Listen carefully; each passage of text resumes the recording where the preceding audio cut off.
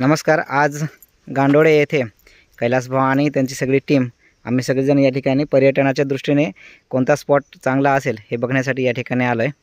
तर आता बघूया इथं जे पार नदी आहे, पार नदीचा अत्यंत भारी नजारा या ठिकाणी दिसतोय, तर आपण बघायला जाऊ. कैलास भाऊ दाखवा पुढं.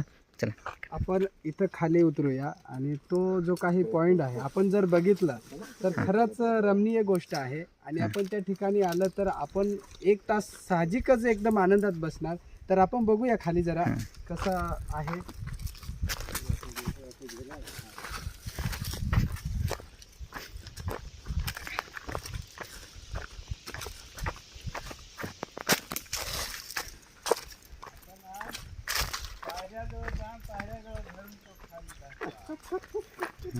बघा या ठिकाणी हा जो विषय आहे, खाली खूपच चढा आहे, तरी सुद्धा आपण जरा खाली या, थोडंसं खाली या.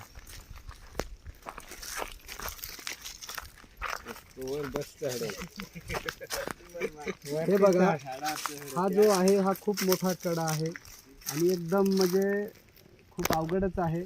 या ठिकाणी आपण आल्यानंतर जरा आपण काळजीपूर्वक बघितलं पाहिजे. हां, म्हणजे इथं आता सध्या बघितलं तर खूप अवघड जागा दिसते आहे. परंतु इथं जे दृश्य आहे तर ते अतिशय रम्य दृश्य आहे. इथं थोडीशी गरज आहे सुधारण्याची आणि सुरक्षिततेच्या दृष्टीने उपाययोजना करण्याची. तर तुम्ही आता सगळेजण इथं आला आहात, तर इथं तुम्ही जर समजा पर्यटनाच्या दृष्टीने विचार करत आहात तर इथं सुरक्षिततेच्या दृष्टीने काय विचार करत आहे की काय करता येईल जेणेकरून इथं जो आपल्याला जी भीती वाटते तर भीती राहणार नाही आणि चांगल्या पद्धतीने हा जो अतिशय निसर्गरम्य जे दृश्य आहे तर ते दृश्य प्रत्येकजण बघू शकतो. तर ते इथं कसं नियोजन करणार आहे ते थोडंसं सांगा. या ठिकाणी आपण जो काही कडा आहे या बाजूला आपण काहीतरी एंगल मारण्याचा प्रयत्न, किंवा आपल्या एंगल नसला तर पहिल्यांदा कुठंतरी दांडा आपण टाकणार. या ठिकाणी लाकडाने बांधणार, बॅरिकेड तयार करणार आणि या ठिकाणी हे जे उतार आहे या ठिकाणी आपण सपाटीकरण करणार बसण्यासाठी. म्हणजे या खाली बघण्यासाठी खूप आनंद आहे. आणि इकडे बघा या ठिकाणी जो आहे या ठिकाणी आपण लाकडानेच दांडे हे करायचे, खुर्चीसारखं म्हणजे बागसारखं तयार करायचं आहे. बागसारखं आपण तयार करायचं. आणि या ठिकाणी माणूस थोडा अर्धा 1 तास आरामात त्या ठिकाणी बसणार. एक आनंद हा एक वेगळा राहणार. म्हणजे इथे पुढे खूप न जाता ज्याला भीती वाटते तो या ठिकाणी बसून आणि व्यवस्थित दृश्य बघू शकतो.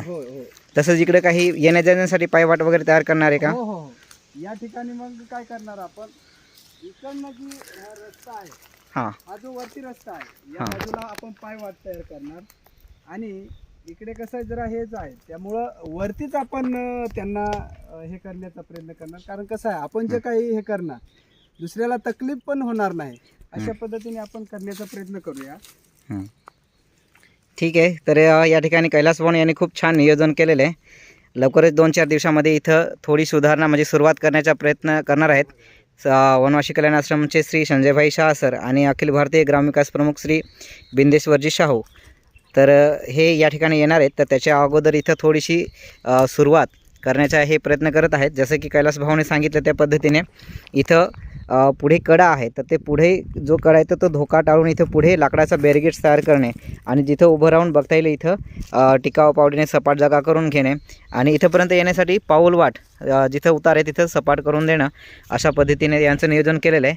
आणि इथं योगेश भाऊन त्यांनी म्हटलं की समोर जे आपल्याला मोटरसायकली दिसत आहेत तर या मोटरसायकलीच्याच बाजूने इकडनं जे आहे तर ही जी सपाट जागा दिसते तर या ठिकाणी 1-2 4 व्हीलर्स सध्या पार्क करता येतील अशा पद्धतीने पार्किंगची पण व्यवस्था करणार आहेत.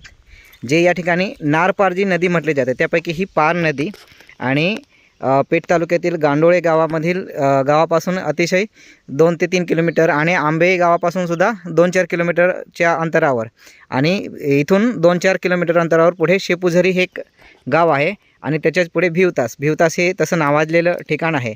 आणि याच ठिकाणाच्या जवळ या ठिकाणी ही पार नदी लागते. पार नदी या ठिकाणी वळसा घालून जाते. तर अतिशय सुंदरसं दृश्य आहे जे भविष्यामध्ये पर्यटन म्हणून त्याचा विकास होऊ शकतो.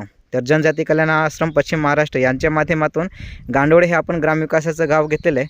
तर या गावाच्याच मदतीने आपण या ठिकाणी एक छोटासा एक प्रयोग करत आहोत, जेणेकरून नाशिकमधील किंवा इतर ठिकाणचे जे पर्यटक आहेत तर ते पर्यटक या ठिकाणी येतील आणि त्यांना फक्त इथे एवढं एक ठिकाण नाही तर त्यांना 3-4 ठिकाणं बघायला मिळणार आहेत.